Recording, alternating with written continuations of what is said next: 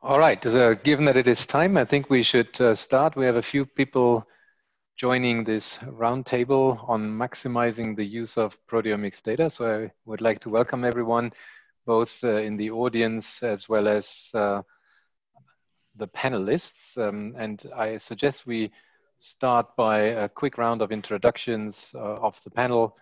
And I'll call upon the panelists to maybe in 2 words simply just say hello and tell us who they are. My name is Bernhard Kuster. I have the chair of proteomics at the Technical University of Munich, and I have the pleasure to sort of host that roundtable. But if we go around, the panelists are in no particular order. I'll start with Lauren. Hello, Lauren. Hi. I'm Lauren. I'm trying to finish my PhD. I work at MIT in Forrest White's group at the Koch Institute for Integrative Cancer Research. I guess the pandemic has slowed down my degree progress a little bit, but I'm excited to be here with you all today and to chat. Yeah. All right, Nicola. Hello, my name is Nicola Tenette. I'm Associate Professor for Antigen Discovery in Oxford. So my group is mostly interested in the sequencing of MHC-associated peptides. And yes, I look forward to the discussions. Janne. Hello, everybody. My name is Janne Lehtia. I'm in Stockholm, Sweden. I have a chair in proteomics in Karolinska Institute. And my lab is doing cancer proteomics, both on discovery and more sort of clinical validation side. Also part of the national facility in proteomics. Georgi. Oh. Lund. And so it's in Sweden, in the southern part from Janne. And so we are in the hospital, in the clinical area, working on melanoma cancer. So we're interested in the drug impact and the development of the disease of ALMA from a pathological point of view, moving towards the link to molecular pathology, lining in proteomics. Okay, and Lucas? Hello, everybody. My name is Lucas Reiter. My background is in biochemistry, proteomics, and I'm CTO at Biognosis, which is a proteomics company in Switzerland. Well, hello, everybody. Okay, so now we've done introductions. I think I haven't missed anyone. So the idea would be of this roundtable that would discuss and debate questions that may come from the audience. I can't see any yet at the moment, but I'm encouraging everyone to shoot their questions that they've always had and never dared to ask to our highly knowledgeable panelists that span everything from getting a sample, squeezing it through a mass spectrometer and making sense of the data in the end. But maybe to sort of set the stage a bit and get the debate going, I've shared a few questions with the panelists ahead of time, and I'm maybe going to put them a little under pressure now, but you've all seen them, so you all had at least 1 minute to think about them. But given that this session also, the scientific session, had a focus on cancer, we'll stay within there. And one of the questions that I actually get asked quite a few times is, what can we actually reasonably expect to learn from proteomes of tumor resections or biopsies or body fluids of cancer patients, or some model, either be it in vitro or in vivo model of cancer? And it would be great if one of you guys would have the courage to, in one word, provide an answer to A, B, and C. Or pick one. A. Sure. Janne takes the first one. Okay, all right. Great. I'll start the controversy then. So I think that the tumor section biopsy, I would say there, I mean, one word, it's a long one though, molecular phenotype. I think that's what we can expect. Okay. And in the body fluids, I would go for immune state, systemic immune state. And in the model systems, I would pick, this is really not one word, but sort of combination treatment targets. Okay, anyone else want to offer something here? I think yes, please. of course. Very interesting start, and I think from my perspective, for A, tumor resection, to my mind comes antigens, targetable antigens, maybe 2 words. To B, cancer patient body fluids, I would say biomarkers, reaction to therapy. We can look at that in biofluids. Animal in vitro models of cancer, I would maybe be less optimistic. I think specifically in the immunotherapy field, I see well, some limitations in animal models, and I would say that it is well, that's not a word, is it? So I think we can learn combination therapy is maybe is a good. You actually said nothing. So in a one word, you actually said nothing. Okay. Any other one word answers? No, life is more complicated. I could go in in line with my talk. So for cancerous tissue, it would be therapeutic targets, essentially. So that's what I presented in my talk. And for plasma or biofluids, it would be prognostic markers. And nothing from the models. Okay, all right.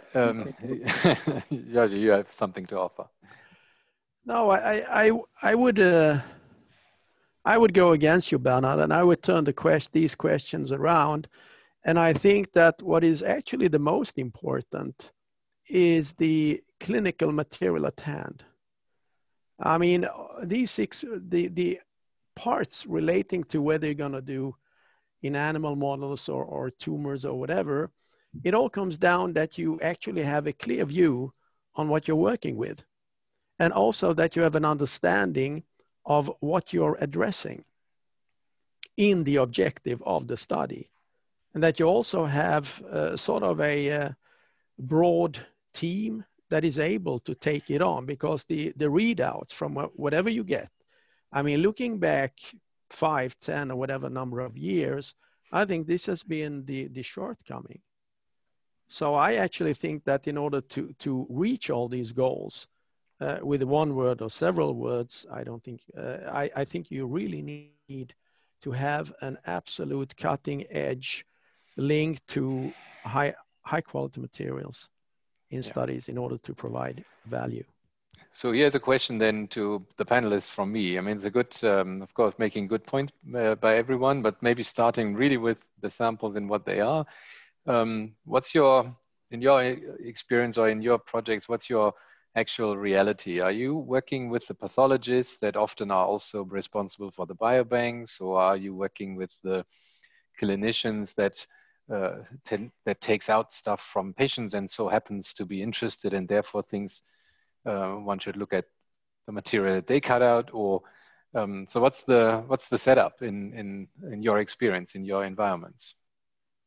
So you mean in Lund here, or? Yeah, in Lund, for example, it's very clear that, I mean, Jody, you're also responsible for biobanking and have been for a long time. So clearly you are right there. But in Stockholm, for example, how is it done? Well, I think that we are in a fortunate position since we are heading, or I am heading, the clinical proteomics facility at the hospital side. So we are actually, we have, I mean, I have one pathologist in the facility working with this type of things, and we can also influence the standard operation procedures for the material sampling. I mean, in a crazy extent, in sometimes we have, for example, we have taken blood sample on the vein that is coming out of the tumor during the operation in order to enrich the tissue linkage biomarkers. But I mean, of course, that's not that's a discovery set. But in a clinical set, you then, I mean, you need to fall back into something that is done in the clinical routine if you want to do a multi-center trial or something. But I think that we need to think both aspects. I mean, what is the best discovery set, and then what is the actual implementation set where you can actually do a multi-center study or even venture towards the clinical routine. That says a completely different type of material flows. Yeah, I don't know, in Oxford, I mean, you're doing immunopeptidomics, which is, let's say, different from cutting out solid tumors, for example, but still, what's sort of your gateway to a good sample or well-controlled study? So we are really trying to work with the pathologists and with the clinicians to try and get tumor resections, because we think that's the most relevant material to work with, at least for cancer antigen discovery.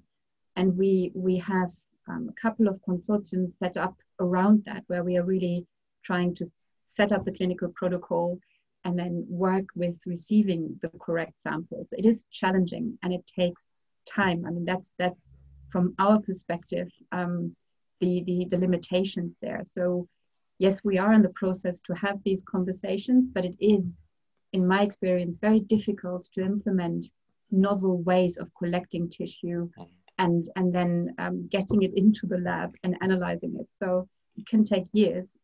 And we are trying on several different levels and several different indications to collect such tissue now. And any suggestions how we can make it better from any side would really help. So we for us, it's the limitation to get really good samples. And yeah.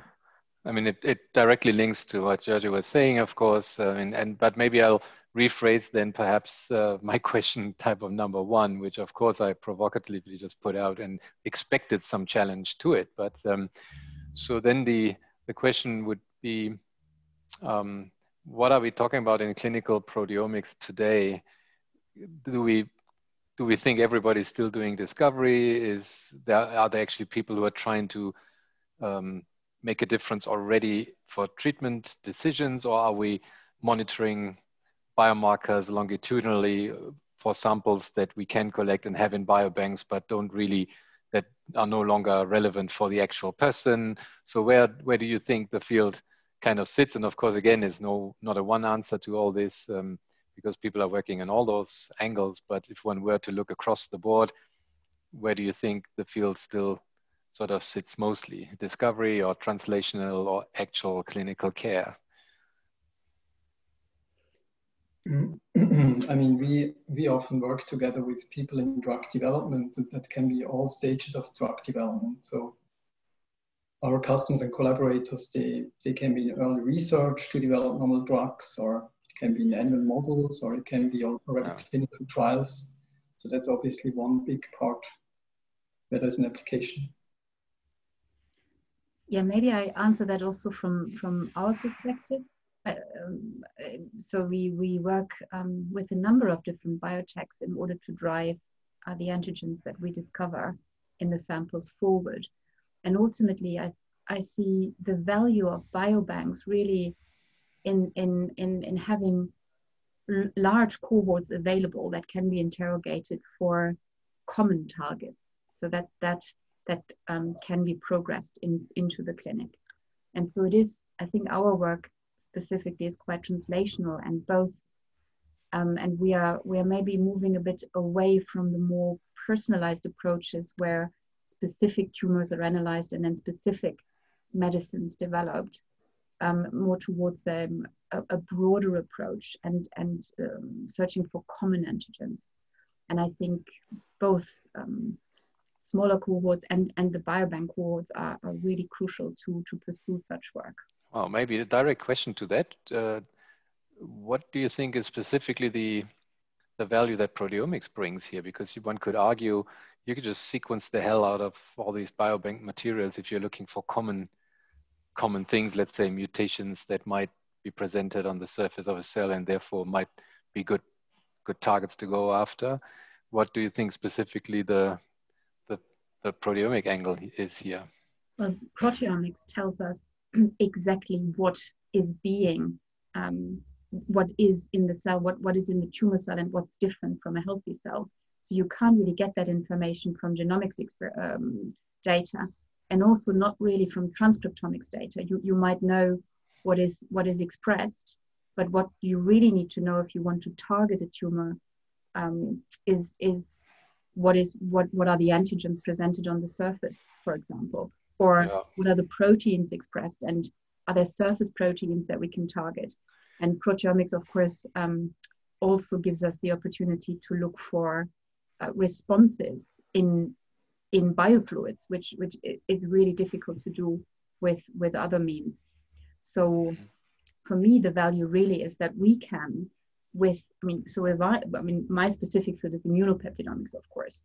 So what we can say is what are the, so even if you have transcriptomics data where you already know there's specific transcripts coming up in the tumors, we can say, well, those transcripts are presented on the surface and they are targetable, which is a step further to really refine the targets that you do want to progress into the clinic, in my opinion.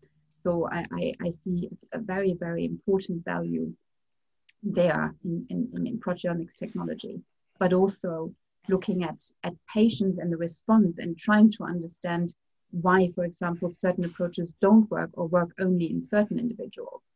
So as we've learned from Janne's talk earlier, is that you can really decipher if you have if you do immunotherapy, for example, you can try and decipher why does it only work in a certain cohort of patients and not in others. And that will really guide our way to functional, novel therapeutics in the future, I think. Okay.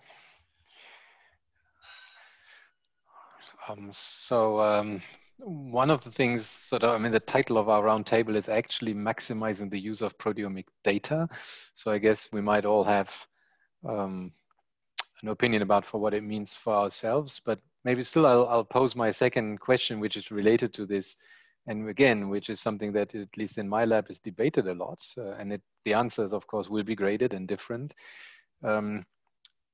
But proteomics is still quite a sort of costly technology in the sense that you have to get great samples and run them down expensive equipment, and it takes time to look at the data. So one question that comes up frequently is how deep a proteome do we actually have to generate in order to learn something, be it in tissues, be it in fluids, be it in the models. And again, it's deeply related to the question we are trying to answer or ask, first of all, and then answer, hopefully. And I think it's an impossible question in a sense, but I want to get your take on it, because we are debating this many, many times, and it's very hard to say ahead of time. Often we are surprised by how shallow a proteome would have given us an answer.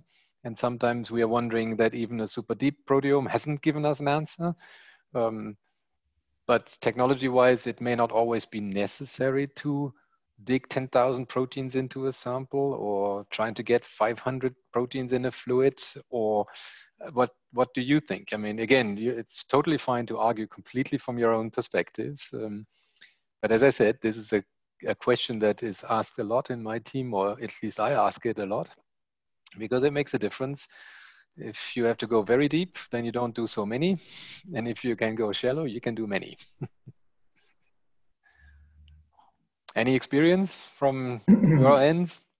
Yeah, I can say something about that. So if you're talking about tissue, for instance, and again, I can make the connection to what I showed about target identification. So many targets are rather low abundant, for instance, kinases. And if you want to get insight into the mechanisms of action of drugs, or if you want to find novel targets, then obviously more sensitivity helps quite a lot. So I would say from this perspective, it would be even nice if you could see the full expressed proteome tissue. And if you're talking about biofluids, what I find a really interesting hypothesis is that some people say that in body fluids or in plasma, you can actually find all the human proteins that are expressed.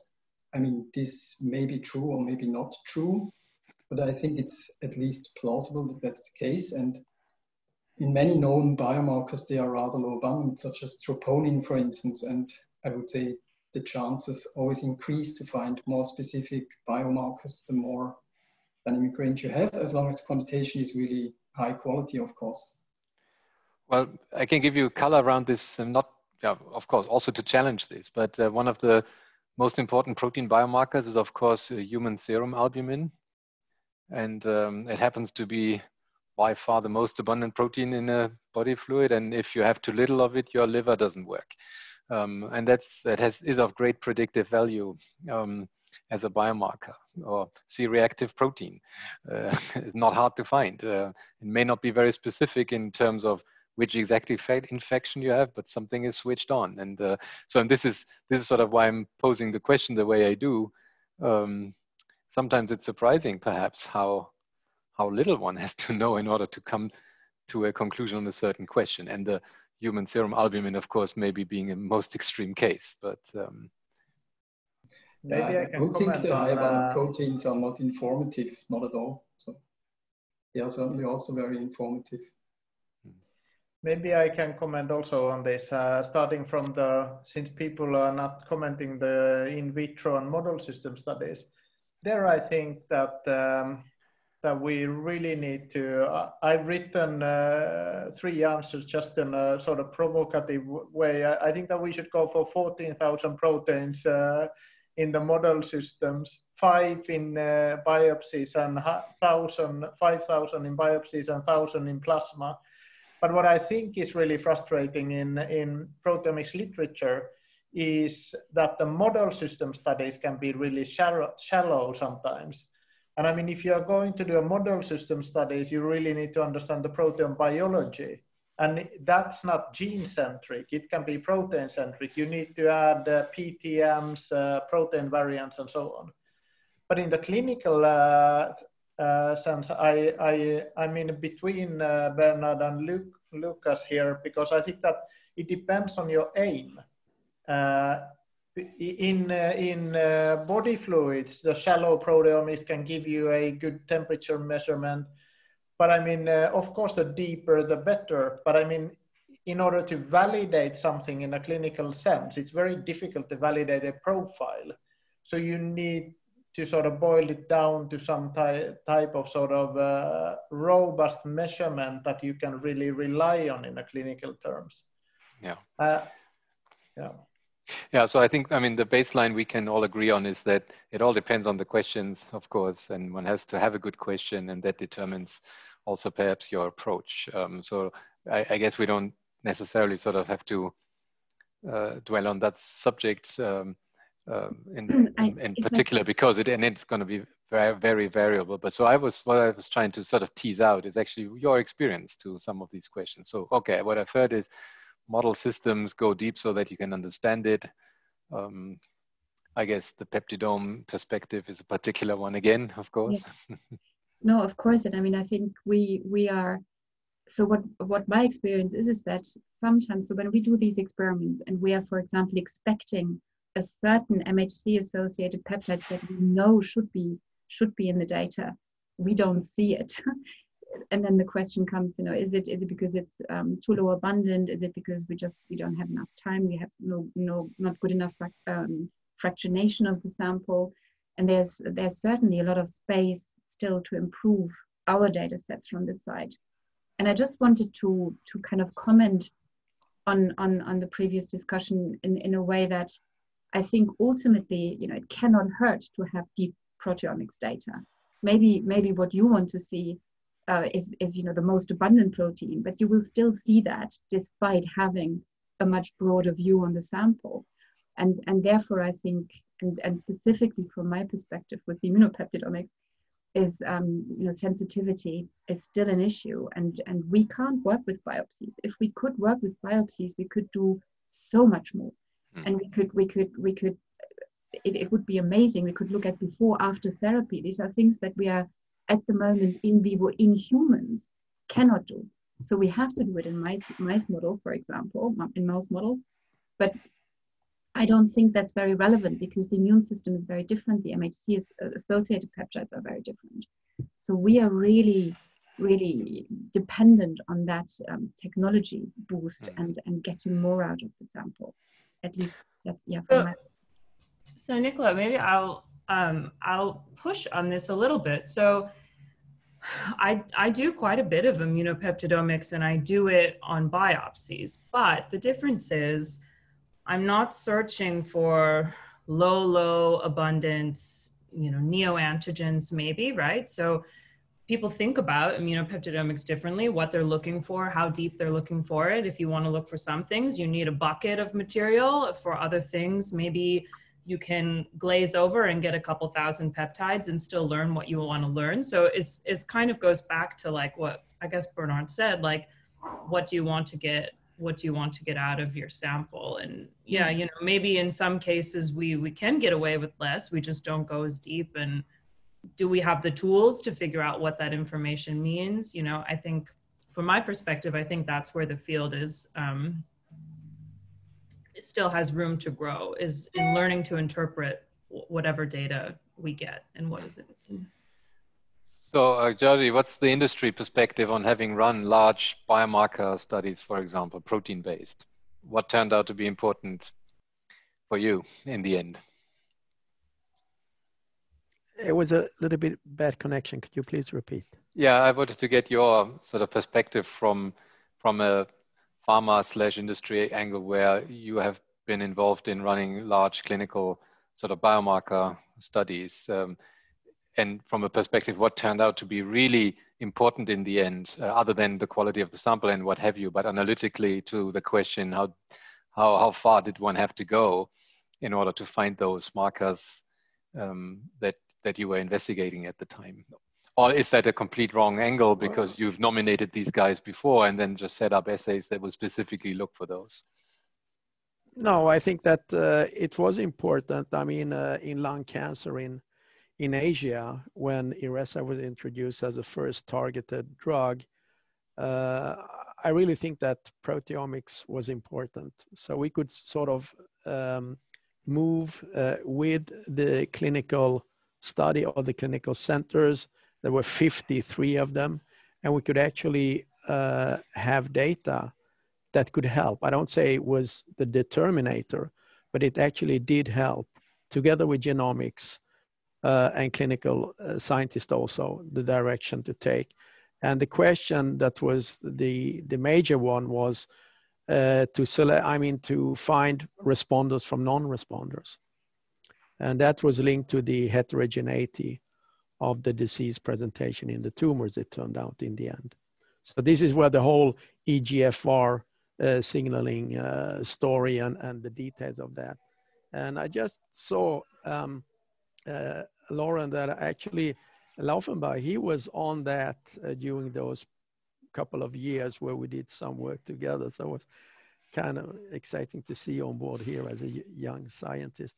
But I would like to pose another thing, Bernhard, and that is that I actually believe that after 20 years in pharma, I would say the impact of in vitro work we've done, it did not pay back. And I don't see that in academia either. I mean, you need some, yes. Animal studies, somewhat better for, let's say, milestone achievement proofs for drugs to move forward. But I think that's a challenge too. So I would like to see more of let's say, clinical protein work being done in disease areas with patients. And there's much more value. And the heterogeneity still, I think, is a major challenge. Why do we get these relapse? And these drugs that are introduced into the market, I mean, many of those actually do not give the patient so much more, but there's an enormous pricing in this. And so I think there's a room for a lot for us. This is actually a battle in between the immune system and the cancer cell's ability to trick us out. And I think these mechanistic milestones, we just need to get our heads around how that works. And that is, of course, different in different cancer diseases. Sure. Okay. So maybe we'll take a question from our audience. It is quite different from what we've been discussing so far, but still it's a good question. I'm not sure we have necessarily the right panelist on here, but I read the question. So is mass spectrometry imaging still valuable for searching protein biomarkers in tumors? For example, by comparing proteins distributed in tumors and healthy tissues, sort of in a different way. Any experience with this? I mean, this was a very strong wave many years ago by now, that the ability to generate pictures from tissues by mass spectrometry and then getting M over Z values of markers that are, or yeah, that show differences between things. So what's the current state of play here? My sort of, we're not into this, but when I look around us, it seems that all the major pathology, university pathology labs have it, and they do it. So I guess they are learning something from it. But maybe one of you has a more informed opinion about this. No, but I would say that the interesting thing is to actually connect the bulk proteomics and bulk analysis to the tissue architecture. And I mean, if that connection can be done, it's interesting. I mean, but what I think has evolved a lot in recent years is this sort of targeted tissue analysis of panels of the mass cytometry based analysis and these oligocoupled antibodies in the tissue distribution, and also tissue-based transcriptomics. I don't, where I've seen the tissue mass spectrometry imaging making imprint is actually the distribution of the drug metabolites and drug distribution in the tissue and that type of targeted metabolite analysis. I think that the proteome side is suffering of the problems with ionization from different background tissues. Okay. We'll let that stand for the moment then. So now I'm getting questions rolling in. So you can, Lauren, say something while I'm reviewing more of the questions. So Forest Group in collaboration with Natalie Agar has done some cool work, kind of like was just mentioned, looking at drug distributions and correlating that with phosphorylation signatures or protein expression signatures, and trying to understand how you can predict drug distribution from just doing the proteomics, and the data's been interesting. So I think there's a nice marriage between the two types of analyses if you have access and expertise in both. I can also imagine that it would be really interesting for the assessment of tumor heterogeneity, and to see what are the expression profiles in different areas of the tumor, and then comparing that as well with treatment outcomes. But I don't have direct experience with such data. Mm-hmm. Okay, we have another question that circles back to the very, very first thing that Giorgio was saying, that what is our opinion about the standardization of sample preparation and pre-analytical variables, and how that affects what comes out at the back end? Don't we think that the lack of standardization have hindered the discovery of biomarkers or understand mechanism of disease? Question mark. Maybe my prelude is that I've not yet met anyone who really likes to work on standardization, because it's just a hard uphill battle. But that aside, I mean, the question is, don't we think it's important, or how important is it? Again, ideally driven by experience, perhaps more so than by what we think. Yeah, but I mean, can I just comment on that? That I think that the single most important thing that has hindered the biomarker discovery and our understanding is ability to generate data on hundreds of samples. I mean, what really surprises me is that that even with the DIA-based proteomics and tumor proteomics, people run 10 samples, 20 samples, 40 samples. And I mean, this is not going to give you, because I mean, the noise of the pre-analytical variation is going to overrule the biomarker signal. But if you run 500 samples, then you can tease out maybe the signal there. So I mean, I think that's it's a numbers game here. I mean, like Nicola said, go deeper and go bigger with the numbers. Yeah. Because the other thing is that you cannot really control the sampling. I mean, it's also, of course, very good, but this is not a proteome specific thing. The clinical laboratories have been standardizing the sample flows last 100 years. We can just tap into that. The solution is running more and running deeper. So, well, what my pathology people tell me is that it's hard enough to standardize in one pathology lab. It's almost impossible to do it between two pathology labs, which is actually a big obstacle to running multi-center studies. Again, Giorgio might have something important to say about having pulled together many, many centers. And I guess it depends on the amplitude of the signal that you have in your system. If it's big, then it's not so hard. And if it's tiny, then it's going to be impossible. And one other angle to this is when we look at least if we stick to cancer, we're seeing more and more clinical trials that are not big. And there are even trials of n=1. So how does one respond to that? I mean, there are baskets and baskets of baskets. And so all reflecting sort of the reality that the patient-to-patient heterogeneity is big, or can be very large, and the molecular mechanism driving their diseases can be big. And we get more and more approached by clinicians who say genomics is great for certain entities, but many cancers are genomically or mutationally so silent that we don't learn anything from this. So the question comes up, is it really a numbers game? And is it a numbers game of patients, or is it a numbers game of proteins? or yet another level, post-translational modifications, what have you? Oh, that's a tough one. I know. but again, I mean, there is not one solution, Bernhard, to everything. Sure. So I agree with Janne. I think that the N number needs to be high. Otherwise, you will not be able to take some conclusions. You cannot do it in all disease areas. I do understand. However, I do think it's important. I mean, I think that we have reached a point now where you actually can understand, for instance, in melanoma, we're just publishing a paper on 510 tumor samples.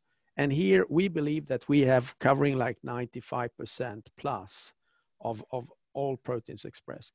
And they have been characterized fully in the tumor histopathology.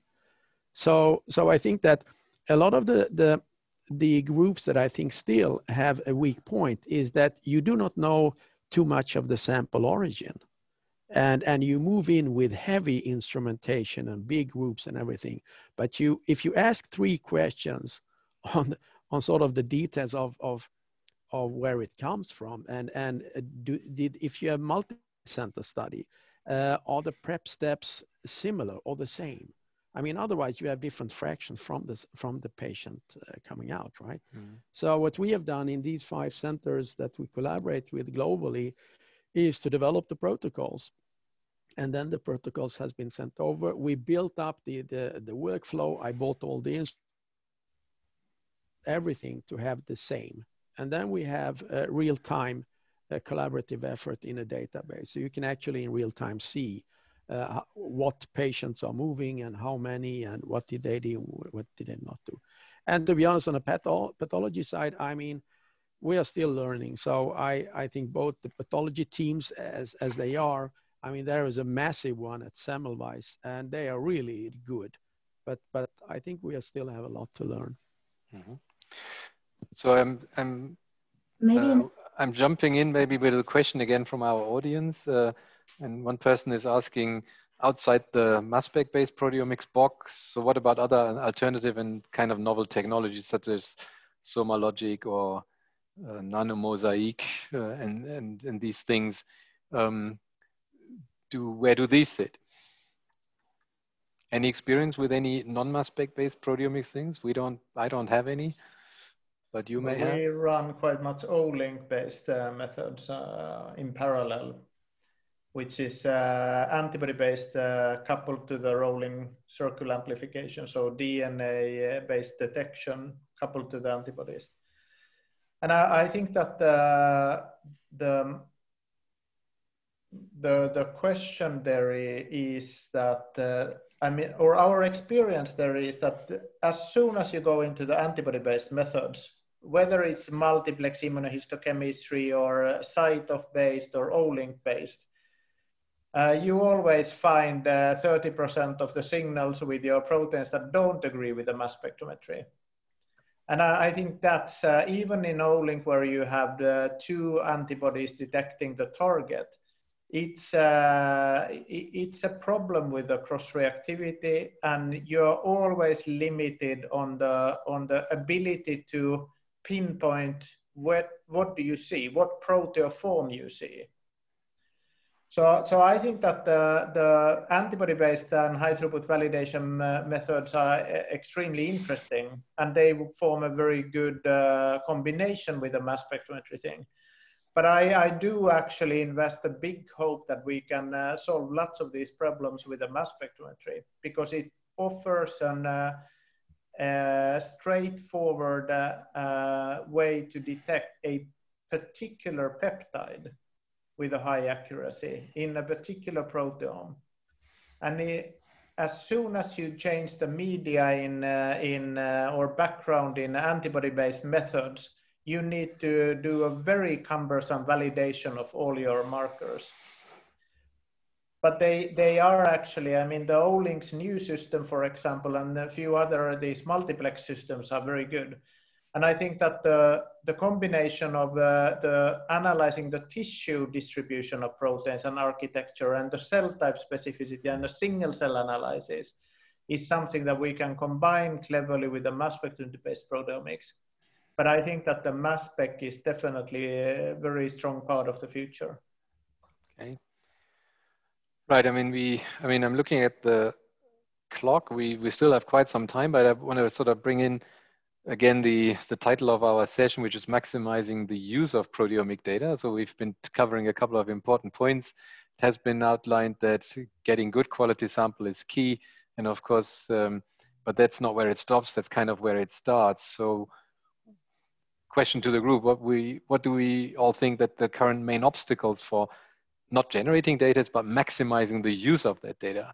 Is it that the machines capture only a fraction of what we want to see, or is the software only telling us a fraction of what's in there, or is there actually already far too much information that we can't wrap our heads around anyway, and we would rather see less? Or and we could just continue that list of possibilities. And again, it will be a very graded answer depending on from which angle you want to take a look at this. But generating data, I would put out as a thesis, generating proteomic data isn't that hard anymore. And we could debate how deep is deep enough and what have you, but it can be done. It can be done pretty efficiently. We could throw a lot of bad samples at it and still get lots of data. So that machinery, let's see, is, I'd say, not at least far better than whatever we had 10 years ago, let alone 15 years ago. And what we're gonna have in 5 years may be much better yet still. But so let's say we have a lot of data already. So what is stopping us, or what is sort of limiting in terms of really maximizing the use of that? What do you think? I mean, maybe we can bring in the term benchmark a little bit, because I think from work that we've done, it's always kind of difficult. So you work with, for example, a foreign data set, and you realize, you know, false discovery rates are high. So what's going on? And you notice, okay, well, you know, there's a shift in precursor mass, and the instrument wasn't calibrated properly. So I think that's a major problem if you want to kind of include external mass spectrometry data and use it again for maybe inclusion in your what you're interested in. And also, I think what I think is very important is a really correct description of the controls that were used. So, you know, if you have a well-controlled experiment, you could make a really large cohort study by just having 20 individual studies that were all well controlled, and you can look at differences in all of them, and then, you know, combine that together, and that kind of is from our previous discussion again important. Do we need larger cohorts, smaller cohorts? I think, yeah, controls are really relevant here, and also instrument benchmark to have control over the quality of the data. Maybe these two aspects.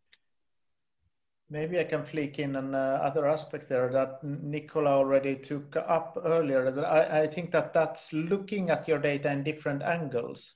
For example, in the immunoproteomics, I mean, you can look at the same data in terms of neoantigens. And then you can look at the same data in the tumor proteome profile. What is the immune state? What is the immune phenotype of that?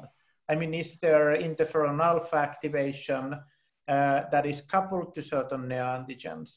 And then go further and layer your proteomics data with the genomics data, with the proteogenomic search of the neoantigens and immunomodulators and so on.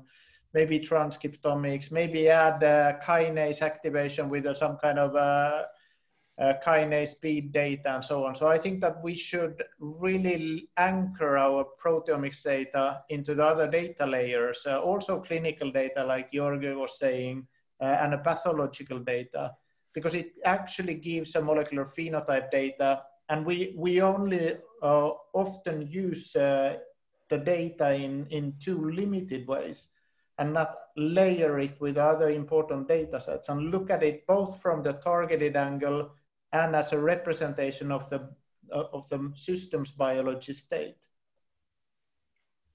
Yeah, I think actually talking about layers, that's a very good point. And I think even within proteomics, there are various layers such as protein abundance, PTMs, protein interactions, structural changes that by now you can actually look at with various technologies. So I think this is mostly just at the start. So looking at protein interactions, looking at structural changes, that has just yet started. And I think there's actually still quite a lot of potential to combining all these layers of information, even within proteomics. Yeah, I mean, maximizing the use could, of course, mean different things to different people. I mean, if Nicola would be able to get an immune peptide ID from every MS spectrum she generates, she would probably be extremely happy, because they are so low abundance that every new extra peptide kind of helps if you're hunting neoantigens, let's say. Whereas our experience also with working with industry often is they completely overwhelmed by a data matrix that has maybe 100 experiments and then 10,000 lines with protein expression values. And then they look at you and say, oh, give me less.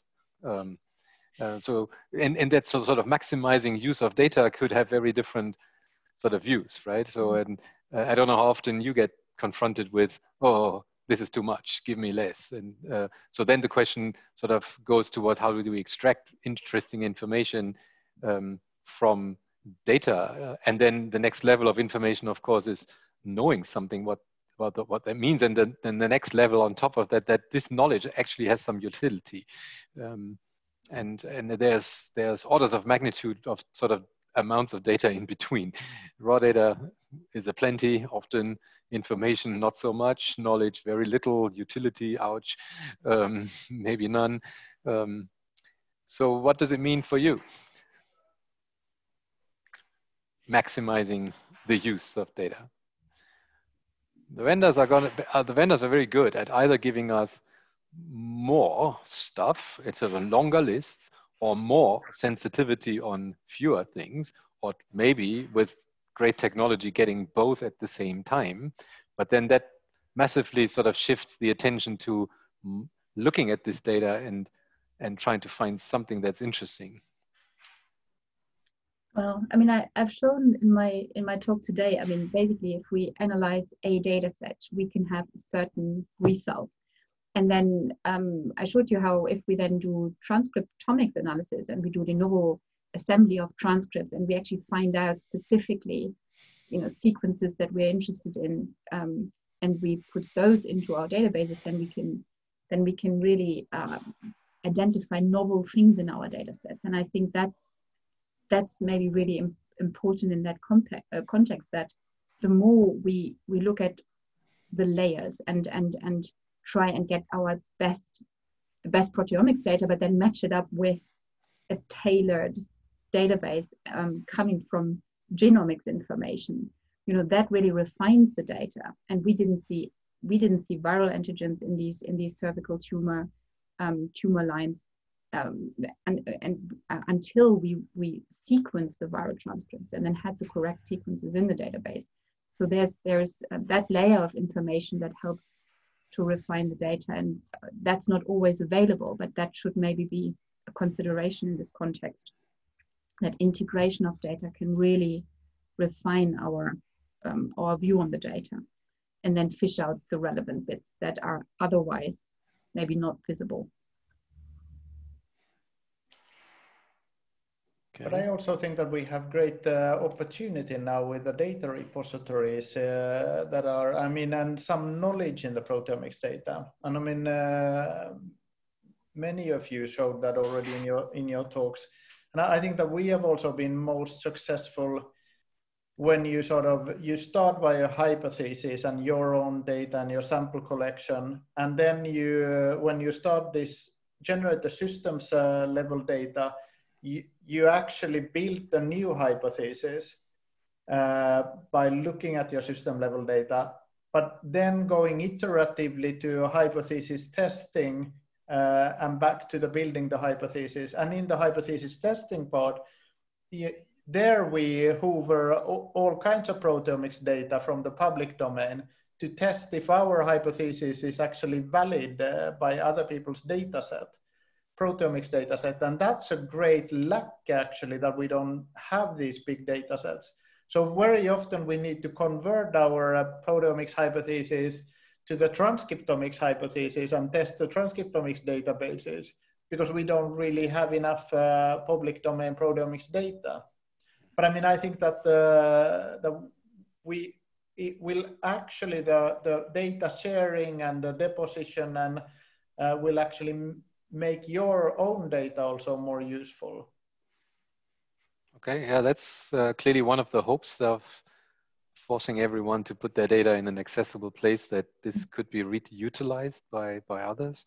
Yeah. And in order to sort of bring that to a new level, what is your view on sort of data standards and things? I know it's another area where quite a few people are spending a lot of time and effort on getting this moving forward, but at the same time, it has also been a very hard road to travel, and many standards that have come and gone. With knowing what you know today and you're using external data, do you find that this is actually important or not so important? Or are you opportunistic and say, if I collect my data on a platform from vendor A, I'm going to just look at data from the same vendor platform and not worry about any of the other great data sets out there? Or are you trying to actually reprocess then other vendors' sort of formats to try and integrate it with yours? I mean, you probably all know that there are great efforts and have been going on for 15 years in our field of trying to standardize data formats, and it hasn't really. I mean, there are these standards, but I can't say that they are universally followed. Is it important or not important? I think it's very important. I mean, from my perspective, because there is a bias. Obviously, you want to go with what you are familiar with, and because there isn't the standards applied, it's very difficult to include data from different vendors. That's at least from my experience or my opinion. Yeah, I don't know. I would say that that it doesn't really matter in many cases, because you have what you have. I mean, what you do. I think what is important is to make the raw data available and have thorough metadata associated to it. I mean, that is because you can. I think that when we venture towards the clinical proteomics, we need to standardize a lot. Because then it's a completely different quantitative biology and biomarker questions. But many of these, like for example, the neoantigen discovery that we also do, we'll just supplement our neoantigens to the database and search the raw data again and see if we can find them. So it doesn't really matter. And I mean, if it's shallow data, we realize anyway how shallow it is, so we know what the expectation is. And if it's deep data, we see that when we research. So I think that the important thing is to deposit the data with the metadata that we can actually use. Because I mean, it's really difficult in the research community to standardize. Everybody has their own fractionation and tweak the instruments. But I have to say that the industry, the mass spectrometry industry, with these few instruments that are widely used, has really helped our course of using and sharing the data, because I think that we are familiar with the data types. So I think it's it's difficult to expect huge standardization. Okay, we have 4 minutes. I'm reminded that our session is almost over, so maybe we have a sort of a final round of a few statements, just be it visionary or a cry for help or so, in the sense that what do you think we're going to have achieved in 10 years from now as a cancer proteomics field? What's sort of your sort of deepest wish you would like to see come through within a 10-year time frame? And Lauren, Lauren, start. I'm going to ask every one of you now. Lauren. Well, I guess what I would say is I think in 10 years, it would be cool if we'd be able to, in the clinic, generate some brand of proteomic data, whether it's expression profiling, signaling, immunopeptidomics, and be able to translate that information into something usable within a time frame that can help people. And have that be a widespread use. 10 years might be optimistic, but that's what I'd love to see. Okay, great. Nicola. Well, I'd love to see the first antigens we've discovered in tumors to be in the first patients. I mean, the medication developed on the basis of those antigens. And so I think 10 years from now, I hope to see how these therapeutics work in people. Okay, Janne. Well, I'm very optimistic. I think that the proteomics is going to be a crucial part of selecting combination treatments in cancer. I think that we need to, and I think that it's going to be in many ways. I think that we are going to have these targeted proteomics panels. Oh, the lights went on here. Targeted proteomics panels going on. I think we are going to have these phospho panels that Lauren and company were using in clinical routine. I think we are doing that in the genomics, and the step to the proteomics is not huge. Okay, Lucas? Yeah, I think we will see a lot of progress in terms of precision medicine in the next 10 years. So proteomics will help to stratify patients, because in cancer, heterogeneity is so important. And I think proteomics can contribute a lot to find subgroups of cancers and find the right treatments for those subgroups of cancers. All right, and Georgie. Okay, well, so when you look the cancer patient in the eye every day, what I hope for is that in 10 years to be able to understand more about the mechanism of metastasis development and use that for new drug development. Right, I mean, I couldn't agree more. This is often, most of the time, what in the end these patients succumb to. So thank you for your time, which has been 1.5 hours for us. I mean, live 1 hour, half an hour chatting before that. It's a great time commitment you made. So thanks for joining this roundtable. I hope the audience will have gotten something out of it. Perhaps, I don't know if that's technically possible, that the audience could give a big hand to the panelists. I certainly do. So thank you very much for your time, and I hope to see all of you very soon again in person and not just on screens. Thank you very much and goodbye. Thank you. Bye-bye. Thanks, everybody. Bye-bye.